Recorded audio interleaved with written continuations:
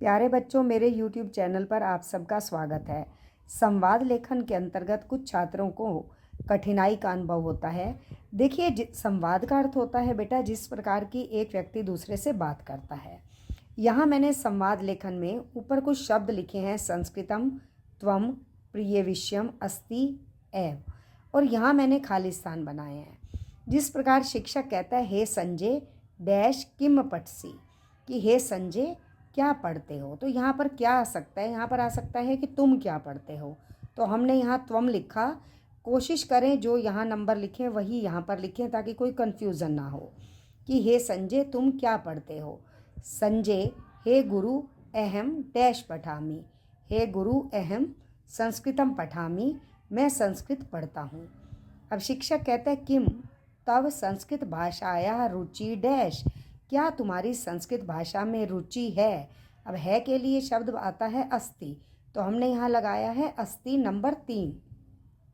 संजय आम गुरुवर संस्कृत मम प्रिय विषयम अस्ति, संस्कृत मेरा प्रिय विषय है। अब ये ध्यान रखिए, कई बार जो हमारे पास ऊपर खाली स्थान के शब्द दिए जाते हैं वो एक्स्ट्रा दिए जाते हैं ताकि छात्र उसमें कंफ्यूज हों। तो जो शब्द आपको उपयुक्त लगे इस मंजूषा में से आप वो शब्द ढूंढिए और लिखिए।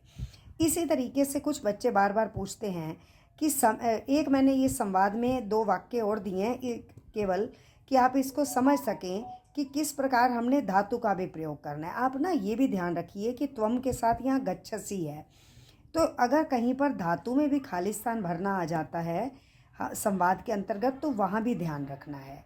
यहाँ जैसे आ गया, यहाँ तो नहीं आया धातु के अंतर्गत, राम त्वम, हे राम तुम कहाँ जाते हो। अब अगले में आया अहम प्रातःकाल है डैश गच्छामि, मैं प्रातःकाल जाता हूँ, तो यहाँ मैंने 2 शब्द लिखे।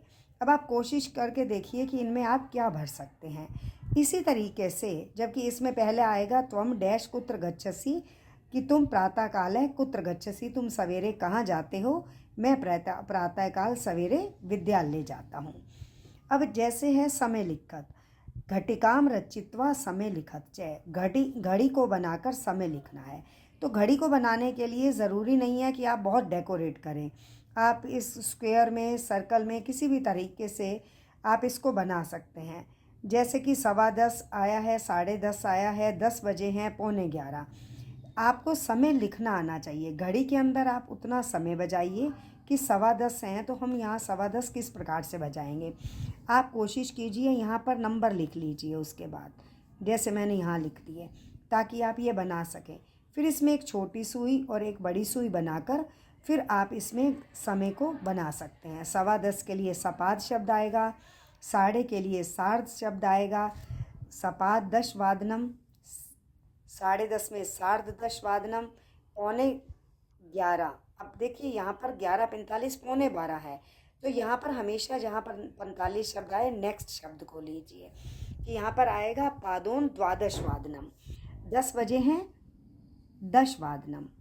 उसके बाद हमारा छोटा सा ये प्रत्यय का भी टॉपिक है जिसमें बच्चों को कन्फ्यूज़न रहता है। कत्वा तुमुन और ल्यप प्रत्यय, पहले हम देखेंगे धातु लगी है, उसके बाद प्रत्यय लगा है, इनको जोड़कर रहा क्या हमारा शब्द बना है, पठ जमा कत्वा पठित्वा। ध्यान रखिए इसमें केवल त्वा शब्द सा रह जाता है कत्वा प्रत्यय में।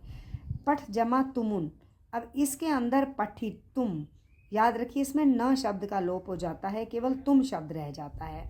इसी प्रकार है ल्यप प्रत्यय, ल्यप प्रत्यय में आप देखेंगे य रह जाता है, बाकी दोनों वर्णों का लोप हो जाता है। और इसके अंतर्गत आपने देखा पहले उपसर्ग भी लगा होता है, परि जमा त्यज जमा ल्यप परित्यज्य, वी जमा हस जमा ल्यप विहस्य, उप जमा गम जमा ल्यप उपगम में।